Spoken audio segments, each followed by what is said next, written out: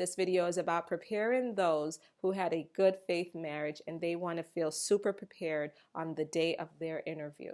So don't watch this video if you were engaged in a sham fraudulent marriage and you're looking for tips on how to get over immigration. That's not what this video is about.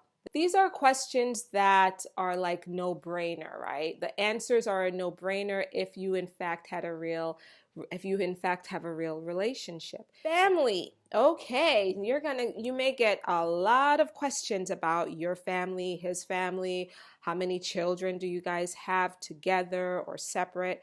The names of your parents. Do you have any extended relatives who stay with you? If so, what are their relationships, right? For example, do you have any cousins who live with you or uncles? What are their names? You've got to know the names of every single person who lives in your house.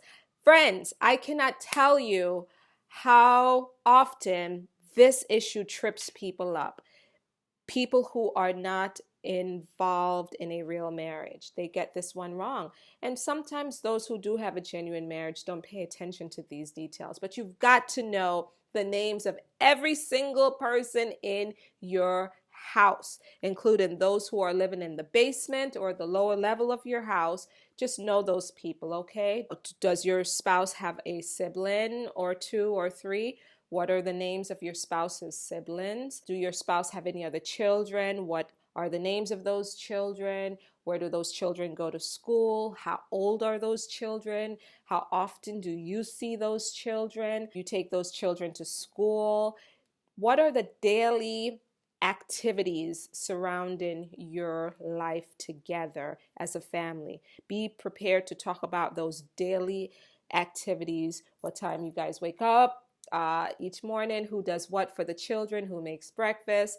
You know, you may say to yourself, goodness gracious, this is so much. This is a lot.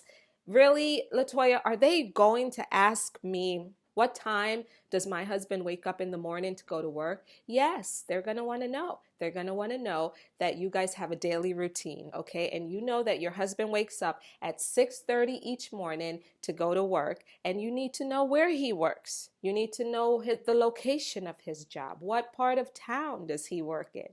You also need to know certainly be able to answer whether your husband drives you to work or whether he takes you to the subway or a bus stop.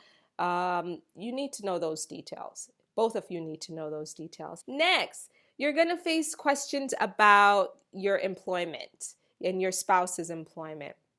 So for example, the government is going to want to know, who does your spouse work for?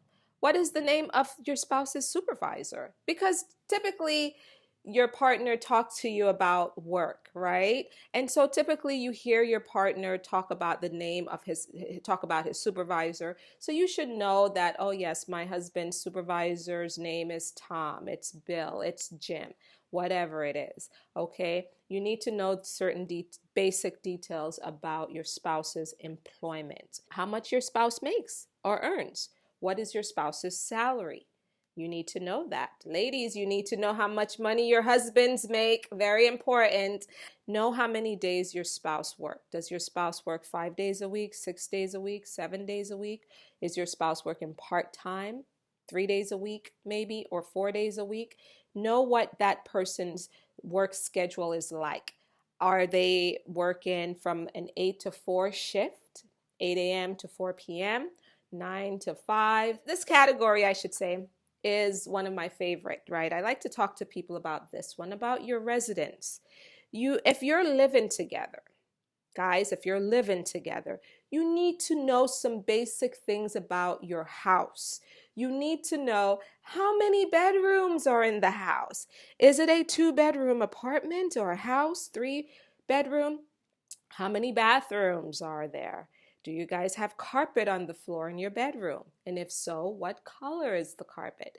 Do you have blinds or curtains on the wall, on the windows in your bedroom, in your living room? If so, what color, what type?